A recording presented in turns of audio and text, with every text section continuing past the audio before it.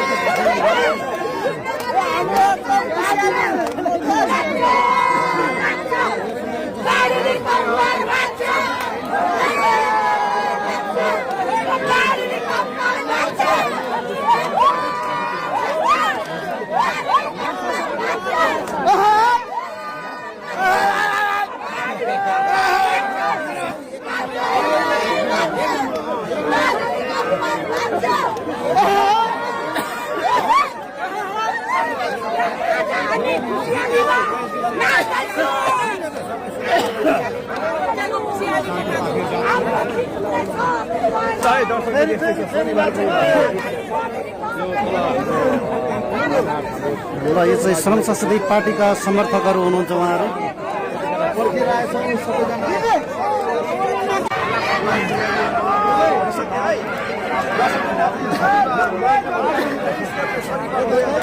मतदाताहरूले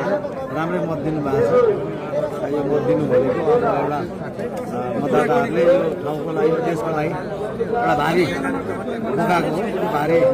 अब हाम्रो पार्टीले बोकेर त्यो भारीभित्र के समस्याहरू छ